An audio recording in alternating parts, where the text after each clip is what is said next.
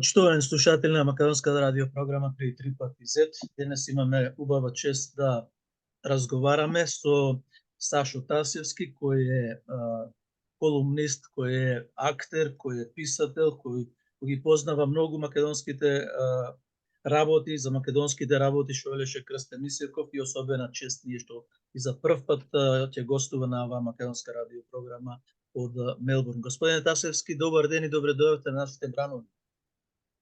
Добар ден, поздрав до сите македонци и македонки во Сиднеј, Мелбурн, Камбера, Перт, каде и да сте таму.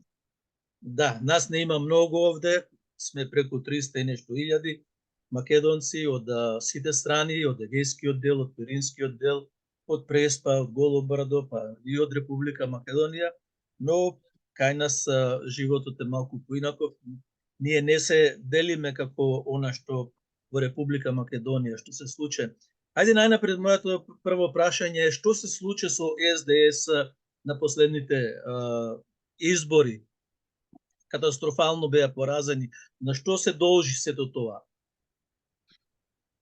Мој личен став и моја лична предпоставка е дека нивниот дебакл е последица и резултат на нивните крајно немакедонски или ќе речам антимакедонски политики, квислиншки потези што ги преземаа, со кои што ги понижија македонците. Мислеа дека македонците овде во Република Македонија дека имаат безграничен праг на толеранција, дека кај нив се може да помине, и нивната ароганција што ја имаат со децении, затоа што имаат за себе некоја погрешна представа дека се елита, затоа што потекна од еден друг систем.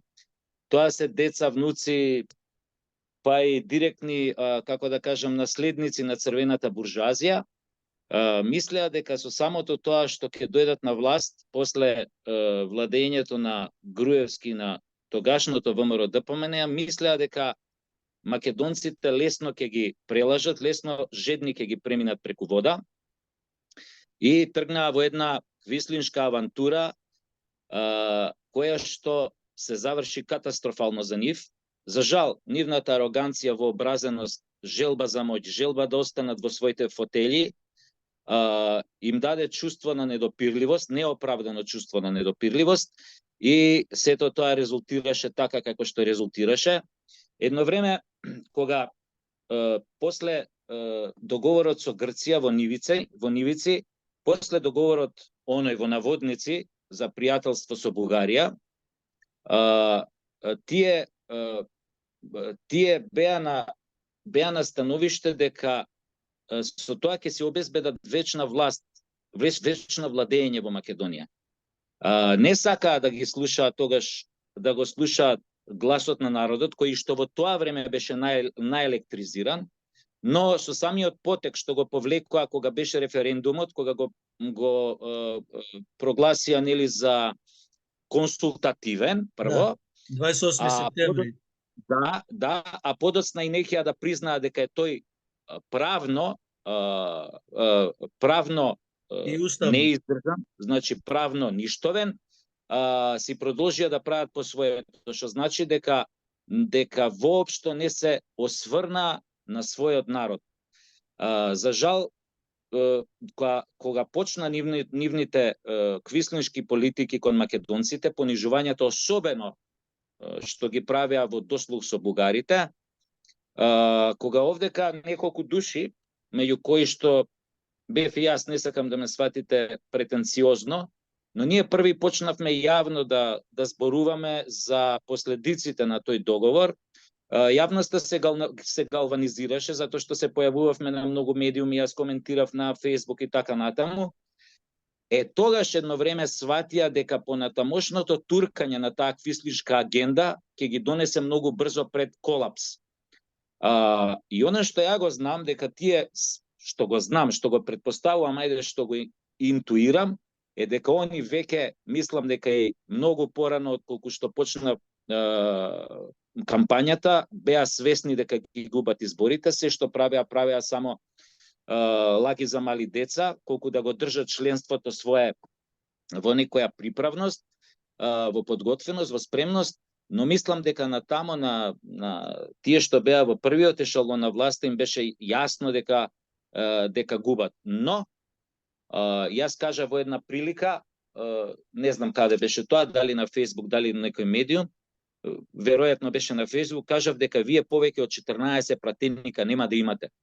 Излезе дека има 15 само од СДС, има 23 од ова коалициониве партнери што им беа, и излезе дека нова социјална демократија. Да, излезе дека бев тука некаде со предпоставките. Овој пораз за СДС би требало да значи, ако ВМРО, јас го кажав тоа јавно, ќе се сетите и вие, јас им порачав на ВМРО тогаш, не ви треба ваков непријател воопшто понатака. Сакав да кажам дека таа партија после ваков пораз треба да се стави клуч на врата, затоа што од секогаш беше камчето во чевелот на македонскиот народ. Ако се вратиме години наназад, дали тоа беше војната 2001, дали тоа територијалната поделба 2004, дали она што сега се случуваше, така што им реков тогаш, им порачав на ВМРО, ако ви треба непријател, што е реално да им треба непријател, за понатака да има некоја демократија, дебата вамо тамо, најдете си нов, овие се готово и служени робови, кои што многу брзо, ја мислам дека и никако нема да можат веќе да бидат употребени од странците да работат во македонците, против македонците било кога. Ме интересира, не само мене, туку и нашата јавност овде. Вие сте позната личност, јавна личност, актер бевте директор на Македонскиот театар. На Драмскиот. Драмскиот театар, да. Вашите контакти, секако дека имавте вие контакти и пријатели од СДС, што од оние сега кажуваат за овај пораз, за оваа состојба, наспроти Зоран Иванов, Бојаров, па Боријан, Сашо Ордановски и така натаму? Видете, да расчистиме нешто, тоа милион пати го имам кажано. Јас никогаш немав блиски контакти со нив. Моето назначување на тоа место беше една приватна конекција од млади денови, но не зборувам за тоа, зборувам за вашите контакти кои ги имате. Па долги години, да ви кажам, избегнуваат. Значи немам директни контакти, но тоа ме интересира, да. Да, но она што сум го имал како контакт во последно време, пред да се случат изборите, случајно ако се сретнам со некој на улица, вамо тамо, и кога ќе искоментираме нешто, јас се одбивам и да коментирам, затоа што сум им рекол, подалеку сега бегајте од мене сите, оти вие кажавте се што си имате, но она што станува како едно, не знам како да кажам, како една заеднички содржател некој на нивните ставови што ги имаат, дека они се уште не се свесни што им се случило. А и што не се свесни што им се случило, туку има една по-трагична работа во нивните ставови, што мислам дека кај нив нема ни каење. Тоа е она пострашното. Затоа што кога се обидува некој да најде оправдување за своите дејства што ги имал, дела што ги покажал, тоа значи дека воопшто и не чувствува каење. Затоа тие се обидува неуспешно во тек на кампањата да ја свртат реториката, наративот. Дури тогашниот председател Пендаровски дури веќе почна да спомнува само Македонија, иако претходно 5 години зборуваа нашата земја. Што значи повторно се обидува со тоа свое лицемерие, преку својата арогантност, мислеа дека, знаете, да они знаеа дека дека ќе доживеат пораз, но се обидува да ги ублажат своите катастрофални потези кон македонците. Што значи, затоа тие не се ни спремни од една страна да се реформираат, затоа што е тоа, како да ви кажам, повеќето од нив, познавајќи ги од млади денови што сме излегувале низ градот, таа провиненција луѓе подоцна што стана нивни спинмейкери, пропагандисти, вамо тамо, она што го сум го гледал е покрај таа нивна арогантност, тоа е едноставно лошо семе. Зошто? Ако ме разбирате, она што викаат австралијанците, англичаните, bad seed. Зошто? Затоа што под број 1, за жал, не си ја познаваат сопствената историја, сервилни се, понизни се и се и се би направиле буквално се за да останат на власт. Последиците од тоа, нели, крчмарката им ја испорача сметката сега, кога беа на изборите, но дека сватиле, не сватиле затоа што и понатака имаат некои фикс идеи, фантазии дека може да се реформираат, да се вратат некогаш на власт. Тоа ја мислам веќе невозможно. Така, добро, покрај нив мораме да ги спомниме и ДУИ, односно поранешната УЧК, кои сега ја испремаат да испратат во опозиција. Тие 20 години Али Ахмети беше нешто во состојба да биде еден култ како Тито и да не може да биде променет. Тебе и сега во последните изјави кои ги слушаме на Бујар Османи вика дека албанскиот народ, вели, не малцинство, албанскиот народ вели дека веќе е жештен и спремен е да, ако не бидат во владата, дека поново ќе има такви некакви воени действија. Тоа беше јавно кажано. И од него и од лидерот негов. Тоа јас можам само да го одговорам со една позната стара крилатица што доаѓа од нашиот север, од Република Македонија, вика се тресеше гората, се роди глушец. Значи, условите, геополитичките услови, околности не се веќе исти како во 2001 на Балканот. Да, се уште е Балканот буре барут, како што секогаш бил. Може би како никогаш претходно овие години повторно постои можност да има војна на Балканот, познавајќи каква торба е Босна, тамо со Република Српска, дека каква е ситуацијата на Косово со Курти, дека има голема поддршка од Албанија, од албанците тука, каква е состојбата овдека во албанскиот табор во Македонија. Значи, сега каква е ситуацијата горе Русија, Украина, светов доле Газа, значи постои огромна опасност да тие жаришта да се прелеат овдека, но има една друга работа. Се надевам дека ќе има промени во американската влада со новите избори, така што ако има промени, ако дојдат пак републиканците на власт, тие ќе мора да ја симнат топката на земја, кажано со фудбалски термин. Што значи дека американците овдека вложија милиарди долари да го стабилизираат Балканот. Јас сум сигурен дека сега нема да дозволат група на незадоволни етнички, сакам да кажам, определени луѓе да направат нова војна, нови нереди, нови премрежија и така натаму. Ја мислам дека таа е само една војна реторика, која што милитантна реторика, која што Дуи ја практикува 20 и кусур години веќе, 23 години овде. Ние сме навикнати со таа реторика, но веќе одамна македонците овде име преку глава од тие примитивни закани, дека ако било што не им исполниш, веднаш се закануваат, ќе облекле чизми, ќе правеле ова, ќе правеле она. Сега е таков моментумот, да кажам, дека и Мицковски и ВМРО ДПМН мораат малце похрабро. Ќе одиме на тоа прашање, ќе ви поставам прашање. Мислам дека горе доле се ви одговорив за ова вашево прашање. Да, за околу ВМРО ДПМН и председателката сегашна Гордана Силјановска Давкова, која го изговора името Македонија како да беше како да бегаа соседните држави и Европа како ѓавол од темја. Тие буквално избегаа, затоа што грчката представничка овде, која што представува Грција, значи ја напушти седницата. Видовте каква тоа реакција предизвика кај грците. Боже мој, значи единствените губитници во тие договори со Бугарија и со Грција бевме ние. Зошто? Затоа што тоа не беа никакви договори, тоа беа класични ултиматуми и уцени. Направете вака, ние ќе направиме ова. Направете вака, тие немаа никакви, како да кажам, одговорности за себе. Се што чека и очекуваа беше ние да се повлекуваме, да отстапуваме назад и назад, што тоа го правеше СДС, се повлече далеку од било какви, тоа премина далеку многу сите црвени линии на македонскиот идентитет и она што треба да биде национална кауза и како да кажам национална програма за некое помирување меѓу македонците, за сплотеност и така натаму.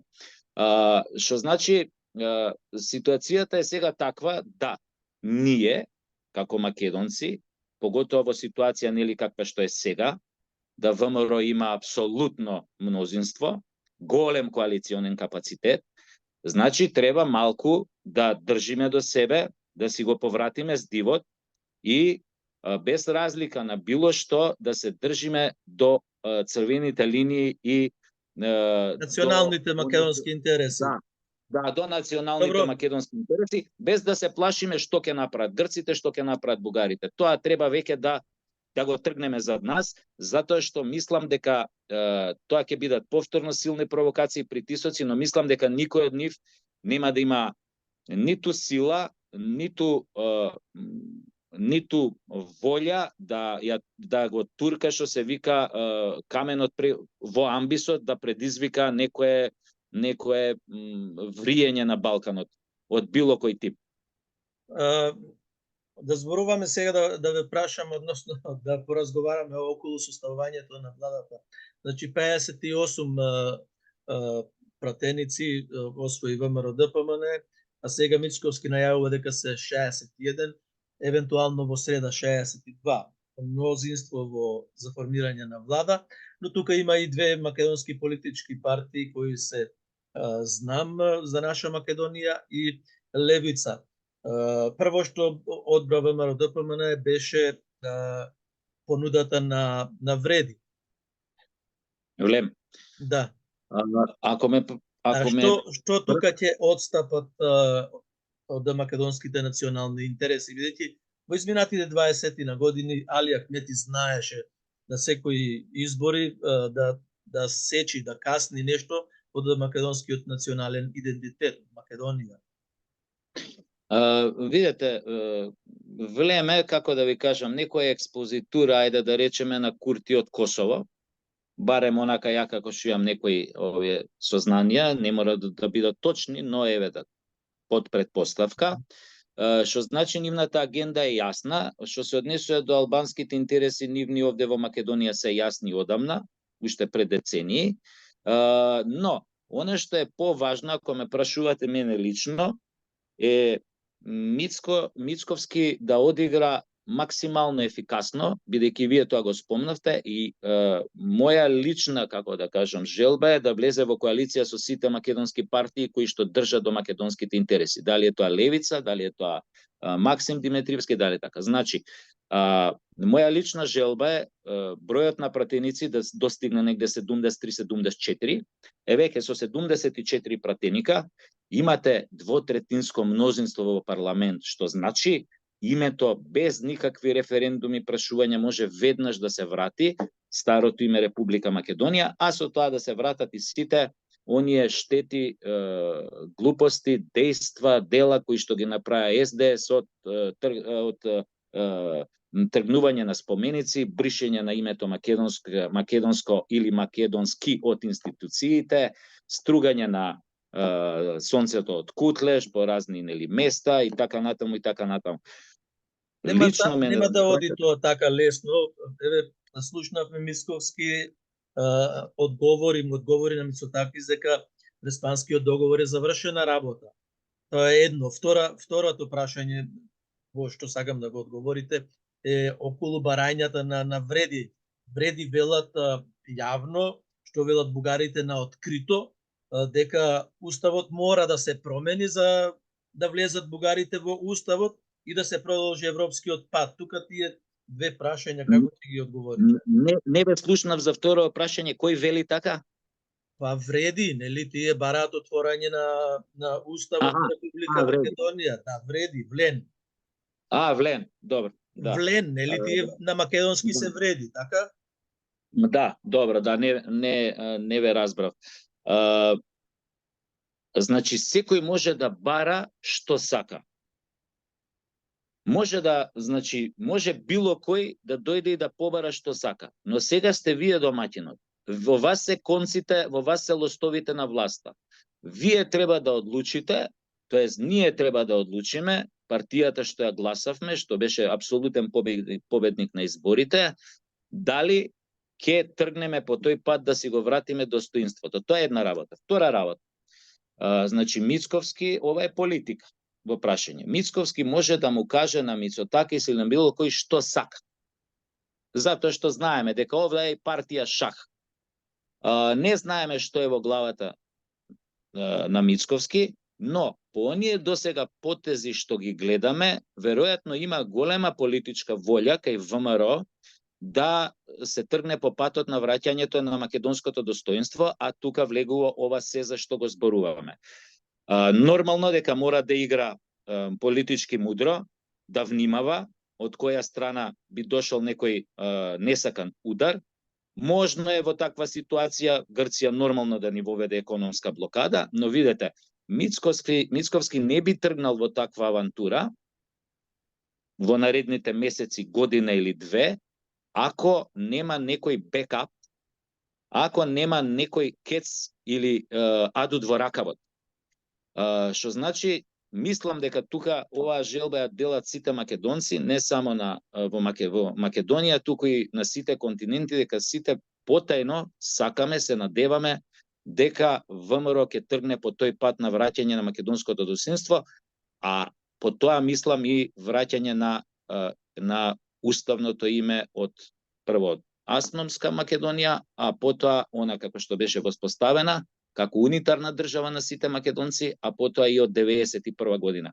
Значи проблем беше сиве овие години што тие, како да ви кажам, го се испоганија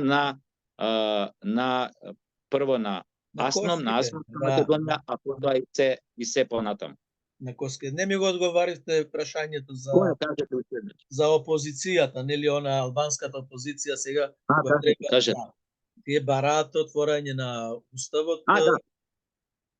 Да, значи, пак ќе ви кажам, тие може да бараат што сакаат, но има една друга работа. Битно е ние што ќе им дадеме и до каде ќе им дозволиме да бараат. Ако еднаш децидно кажеме тоа не може или таа работа не може, нема понатака што да бараат. Зошто? Како би можеле? Тоа јас сум го кажал отворено и на други места. Зошто ние би дозволиле да влезат во уставот една шака народ што се вика, што се 3500 се. Што се пишале како бугари и тоа тука знаеме на кој начин оди сето тоа. А од друга страна, ако веќе ставаш некој народ во устав, треба тој народ на некој начин, моje мислење е да придонел за создавањето на таа држава. Ме разбирате? Да. Ако некое малцинство на ниеден начин не придонело да таа држава се воспостави, се развие, станува самоодржлива, зошто би ги внесле под број 1? Под број 2. Каде е тука реципроцитетот, што е најпознат и во дипломатијата? Меѓутоа, господин Тасевски, тоа не им е гајле многу на албанските политичари, ние тоа го видовме, дека тие воопшто не се солидаризираа со македонскиот народ, со македонците во изминатите години. Апсолутно да, затоа што нивната агенда е јасна и тие се на чекор на остварување на својот романтичарски сон голема Албанија. Веќе културно-економски тие функционираат овде како една држава. Значи за нив нема проблем. Имаме две комори, нели? Да, и тоа баш како е поделено тука кај нас, како они одат на тоа паралелно институционализирање, па нели сега побара и Албанска академија на науки, мислам, тоа се граничи веќе нивните барања со лудило, но тоа е систем во нивното политичко делување, го бараат понекогаш невозможното за да земат нешто помало. И тоа е легитимно. Пак ќе кажам, многу е важно ние веќе до каде ќе дозволиме да одат тие нивни ненормални апетити, така да кажам. Истото се однесува за бугарите. Значи, преска го правев тој муавет надвор додека седевме во едно кафуле и реков дека сетете се во историјата само на еден момент кога македонците оспориле нечи идентитет. Дали некој од вас може да се сети дека македонците некому го оспориле идентитетот? Никогаш. Дали македонците направиле некогаш во историјата геноцид? Никогаш. Кој ви го оспорува идентитетот? Кој е тој што оспорува нечи идентитет? Само оној што не е сигурен во својот собствен идентитет. Својот собствен идентитет го бара во негација на нечи друг идентитет. Во таа смисла јасни треба да бидат нашите позиции на новата влада што ќе биде на ВМРО ДПМНЕ. Се држиме до нашиот идентитет затоа што си веруваме во него, но нема да дозволиме некој друг од страна да го гради, да го билда својот идентитет така што ќе го негира нашиот. Мислам дека бев тука дециден и за отварањето на уставот, што мислам, и за тука е многу опасен, сакам збор 2 околу член 7 од Преспанскиот договор. Тој грците многу паметни се и ова е таа спогодба, нели?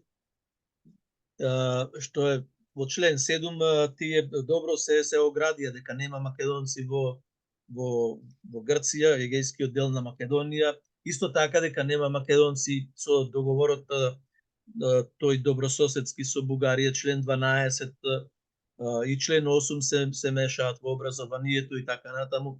Ќе дојде ли до промена на овие членови од овие договори и што мислите за комисиите? Она историска комисија предводена од Виктор Габер и другата комисија предводена од Драги Георгиев, поранешниот директор на Институтот за национална историја.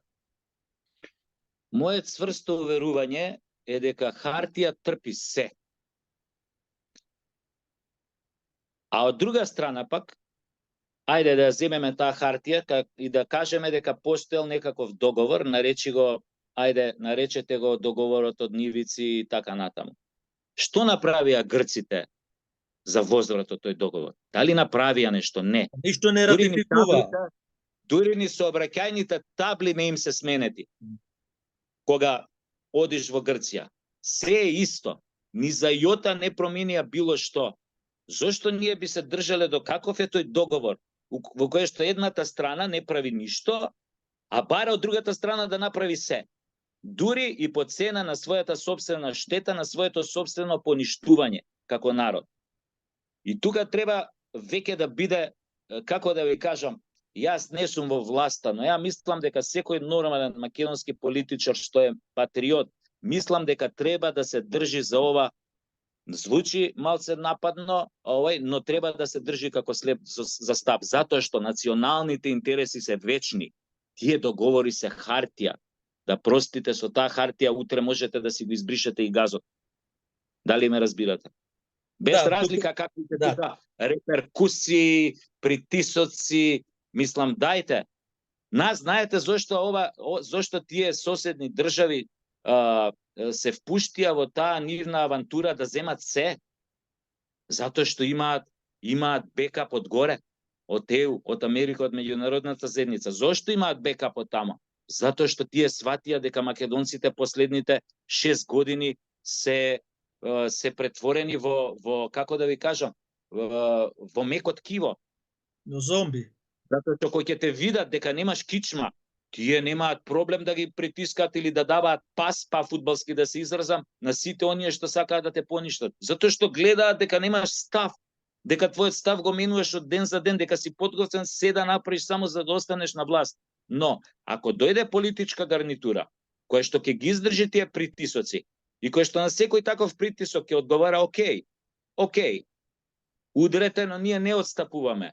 Ембарго, ние не отстапуваме. Ќе дојде време, ќе треба тоа и да се издржи, предпоставувам, но ќе дојде време кога некои умни, а верувам дека се останат јако во мал број во таа меѓународна заедница или како сакате наречете, ЕУ, МЕУ, она, дека ќе речат, чекај, очигледно луѓево имаат, овој народ има зошто се држи до своите принципи, до своите интереси. Во истиот момент ќе мора притисоците да попуштат. 21 век сме, ова е Балканот е центарот на Европа. Значи, не име ни во интерес, пак ќе кажам, да го подпалуваат тоа буре барут. Не сега, не после овие години кога светот драстично геополитички, ако сакате, социјално, економски се смени од корен. Добро, сметате ли дека ние во иселеништвото македонците се чувствуваме отфрлени како од својата матична татковина. Истото тоа, јас минатата година бев септември, октомври, па нели бев и во Пиринскиот дел, во Егејска Македонија, па бев и во Албанија. Не ја чувствуваат Македонија како матична држава, како тоа што прават. Еве гледате, Еди Рама отиде во Атина, среде Атина, само албанските знамиња беа. После тоа во Италија истото го направи. Сметате ли дека ова ќе ни се врати нас до вербата на нас иселениците и малцинствата? Оти народ без малцинства не е народ. Тоа и беше, впрочем, целта на бугарите кога делеа тамо пасоши во Мала Преспа и не знам каде, затоа што и направи Голо брдо и гора. Да, тотално апсурдна ситуација, но тоа го направија смислено, дека ти ако си држава македонска, а немаш малцинство, значи не си ни македонска држава, ако немаш македонско малцинство. И тука е спрегата помеѓу грчкиот договор во нивице и овој бугарскиот. Тие се врзани садови, не смееме да ги разделуваме. Тоа е како да ви кажам, тоа е смислена агенда години наназад. Сега, во врска со македонците во Австралија. Па не само во Австралија, и во Америка, Канада, било каде. Значи, ако некој изминативе 30 години ја одржуваше, како да кажам, во работа машинеријата, македонското прашање, решавањето на македонското прашање, тоа сте вие, диаспората. Но јас знам дека вие често пати бевте злоупотребувани од разни гарнитури на власт, најчесто заради материјална добивка или корист. Јас знам и зашто понекогаш, исправете ме ако грешам, кај вас беше големо разочарувањето. Но, она што последно се направи со договорот од Грција и Бугарија, кога таа квислиншка власт на СДС буквално се откажа од своите малцинства, тоа, како да ви кажам, нормално е дека ќе придонесе за некој домино ефект и тоа уште повеќе се одрази и на диаспората подалечна, што е нели на другите континенти. Но треба да знае секоја политичка гарнитура македонска од сега па натака. Нема современа македонска држава на сплотени македонци без потпорниот столб на диаспората. Невозможно е. Како ќе ги воспостават тие линкови со вас? Како ќе ви искористиме ние вас во позитивна смисла? Тоа останува некој попаметен од мене да го смисли, иако имам и јас некои своји мислења, но не би сакал за не излезам претенциозен. Но, дека вие треба да бидете ударната тупаница од, како да кажам, ајде, позадински, потпорен столб е поточен назив, вие треба да бидете тоа. И оваа власт на ВМРО ДПМН мора да ги воспостави сите можни конекции со диаспората каде и да е, затоа што во овие премрежија кои што ќе следат, притисоците кои што ќе следат, таму кај вас има многу паметни луѓе, бизнисмени кои што се инфилтрирани во австралиското општество, нормално дека ќе ни бидат од непроценлива важност во презентирањето на македонското прашање на она што се случува овде. Јас не можам да отидам тамо во Австралија да им кажам на австралијанците ваква е состојбата. Ваша задача е вие да го направите тоа. И веројатно го правите, но апсолутно сте во право дека треба да осетите љубов од другата страна, максимална поддршка во секоја ситуација и нормално тоа ќе донесе до поголема сплотеност. Затоа што во најтешките години, се извинувам, кога се формираше Хрватската држава, 91 кога почна граѓанската војна, немаше да ја добијат слободна независна Хрватска, да не беше нивната моќна диаспора во Австралија и било каде, Канада и не знам каде. Ме интересира околу македонците во соседните држави. Ниту еден политичар не, да кажам, не ги посетил така како што прават, например, Курти, Азара, Вазара секој ден е во Македонија. Илир Мета во Македонија. Рама во Македонија, другите исто така во Македонија. Македонските премиери или политичари многу ретко ги посетиле македонците во соседните држави. Зошто е тоа така? Ќе се охрабрат еднаш, ќе се одважат еднаш да речат тие се наши луѓе? Што да ви кажам? Кога бев дете, татко ми покоен одамна, со другарите игра често така другарски турнири си организираа на бридж, табла на шеш беш, не знам, шах, вамо тамо. И доаѓаше кој што не беше нивни некој близок другар, но често знаеше да дојде затоа што тие средби беа многу духовити, многу интересни, имаше многу смешки, глупирање, постариве, нели ние децава тука сме седеле да ги слушаме и така натаму. Тој беше некаде од Дъмбени, од Егејска Македонија, мислам. Заборавив како се викаше.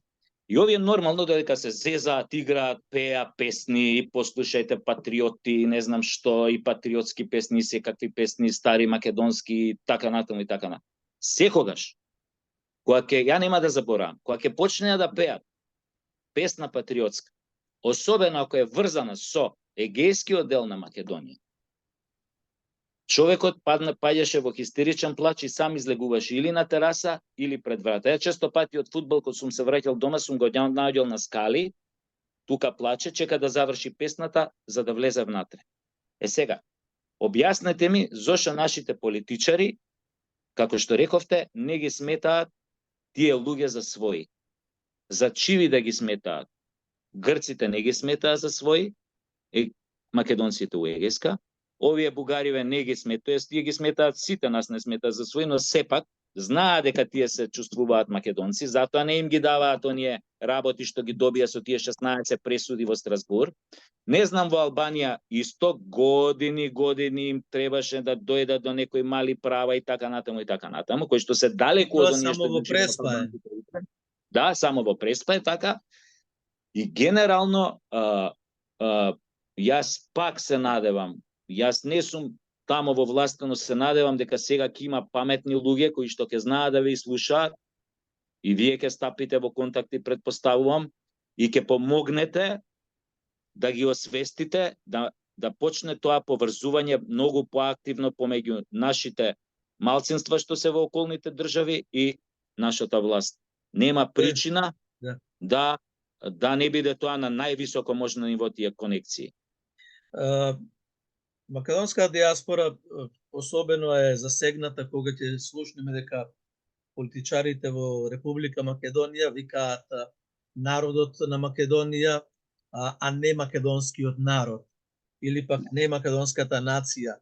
Заедница е сведивте, не велам на вас, на Сашо Тасевски, мислам се сведе македонскиот народ на заедница.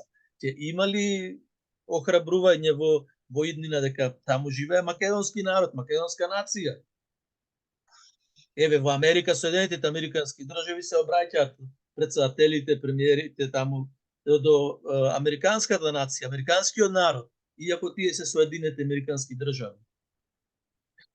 Тука е, мислам дека најголемиот проблем што секогаш и во наредните години ќе носи Македонија на рап на криза, на рап на некои несакани последици и така натаму. Затоа што сметам дека е сега невозможно да се изгради некоја македонска нација, затоа што сметајте на тоа дека има народи овдека или етнички групи кои што благодарение на долгогодишната индоктринација едноставно немаат никакви емотивни линкови со македонската држава, со идејата за македонска држава, со идејата за самостална македонска, за самостојна македонска нација, држава и македонска нација. За жал, тоа е така. Процесот на изградување на нација е многу долг и во ваква ситуација мислам дека невозможно да се изгради, ако ме прашавте во споредба со американската нација. Едноставно австралиската нација во Америка. Австралиската нација, апсолутно така, да, и француската нација. Да. Гледате вие еден обичен надпревар фудбалски. Гледате во Франција. Тој вчера дојден пред 10 години од Сенегал, од било каде, од обалата на слоновата коска, ја пее химната од Петни жили. А вие гледате што се случува која има наша репрезентација, која има од други етнички групи. Репрезентативци, значи воопшто не ја пеат македонската химна. Што значи тоа е неуспешниот обид овие 30 години да се создаде македонска нација. Тоа е резултатот од тоа. Зошто? Затоа што знаеме што се случи 2001, знаеме кој дојде на власт, кој беше 23 години на власт константно, едноставно нивната агенда беше под број 1, да нема ни Н од создавање на некаква нација или идентификација на другите етнички групи со обележијата, символите на државата. Така, дајде да го привршуваме нашето интервју со формирање на идната влада. Мицковски најверојатно ќе биде мандатарот кој ќе ја формира владата. Слушаме преку медиумите, овие од опозицијата албанска бараат 6 министерски места и председател на собрание. Пак ќе кажам, мојата лична желба. Значи сега не можете тука политика игри милион, но мојата лична желба е Мицковски да искоалицира со двете македонски партии кои што се цврсто на црвените линии на македонскиот идентитет. Барем така декларативно велеа изминативе години. И Левица, и Максим Димитриевски, особено по на феноменално интервју што го даде во Бугарија на некоја телевизија, така е, го знаете интервјуто.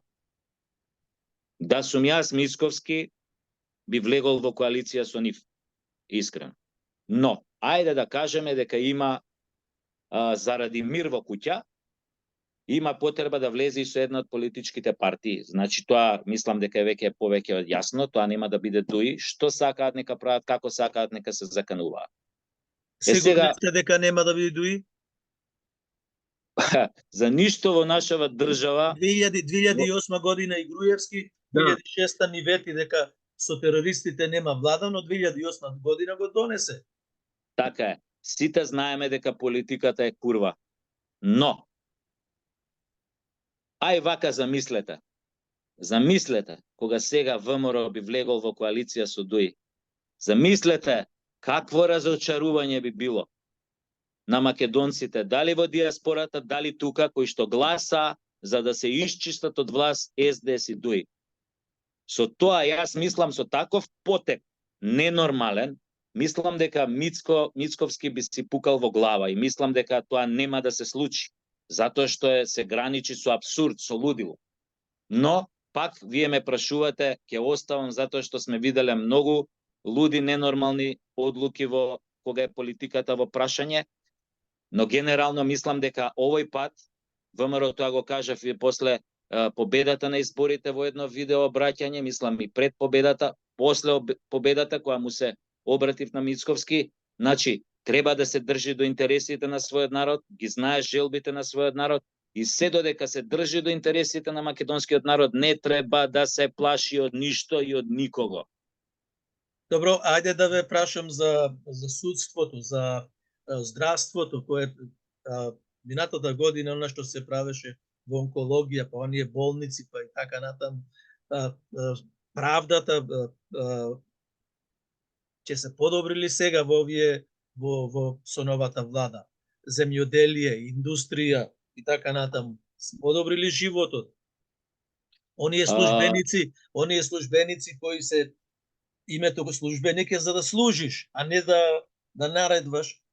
Исто така пратениците се пратени да му служат на народот. Кај се обратно.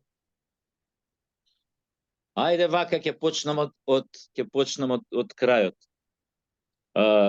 Дали вие, македонци од Австралија, кои што сте живееле во Македонија, кои што ја знаете Македонија каква е, 290 денови сончеви во годината, кај што да фрлиш семе ке никне. Објаснете ми како дојдовме до тоа да плаќаме ние овде поскап патлиџан од Цирих. од Швајцарија, од Германија. Може некој да го објасни тоа? Аграрна убавица. Благодарение на тие кои што до сега ги зборевме дуи муи да преземат се и ние да јадеме некој увозен патлиџан кој знае од каде, а немаме наш. Го уништија земјоделието комплетно. Со тоа прекупи, продај, купи, продај, купи, продај. И дојдовме до една таква абсурдна ситуација.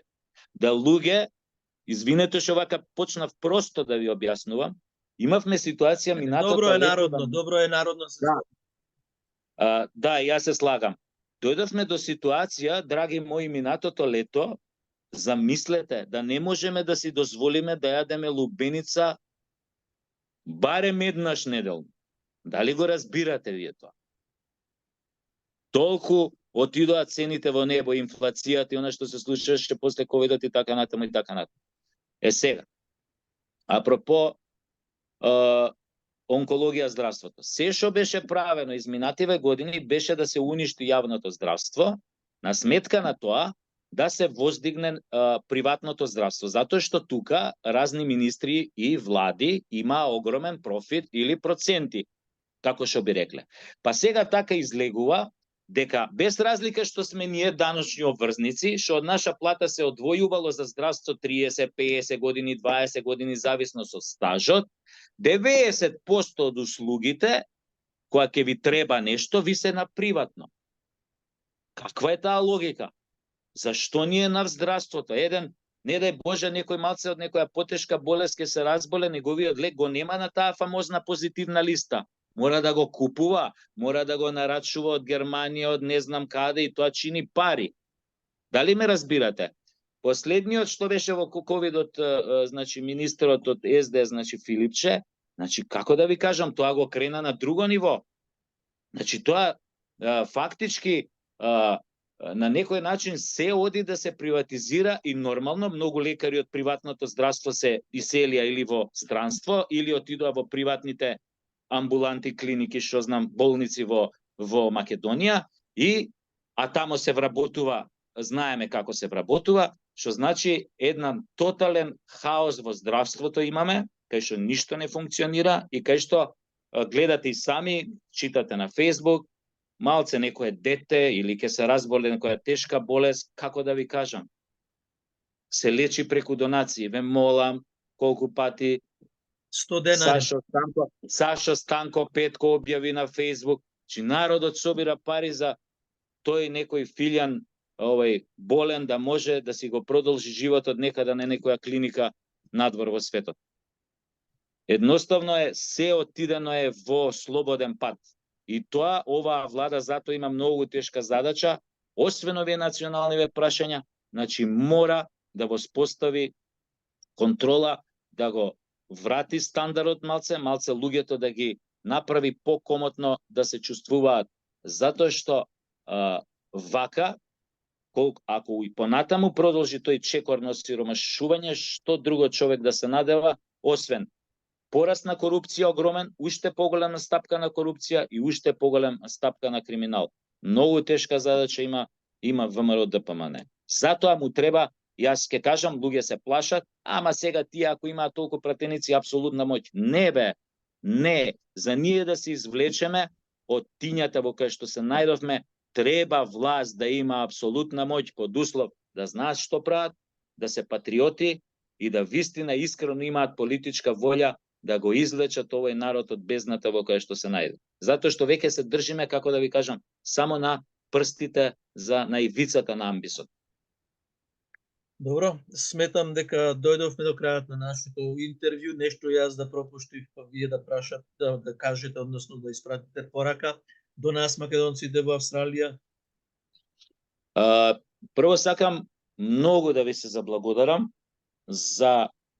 башка за ова интервју што ме поканивте, што го цените моето мислење, но пред се да ви се заблагодарам за целата ваша борба изминативе децении, да се воспостави македонска држава, да се учествува, во вашите обиди да учествувате со помош, со сугестии, со идеи во формирањето на таа држава, подоцна и кога се формираше таа држава, и затоа што јас знам со многу луѓе од Австралија конкретно, па и од Канада со кои што сум се сретнал, да не звучи излитено оваа фраза, но јас знам дека сте ВМРО во она вистинска смисла, автентична, ендемична смисла на тоа е зборот, точно, ако да, така.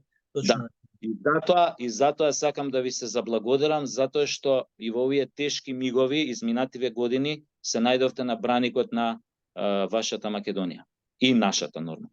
Така, добро, јас ви благодарам многу, господине Тасевски. Се надевам дека и понатаму сега ќе имаме интервјуа за македонската заедница овде во Австралија, па и еве гледам, не гледаат и од Канада и од Америка, па и од Република Македонија.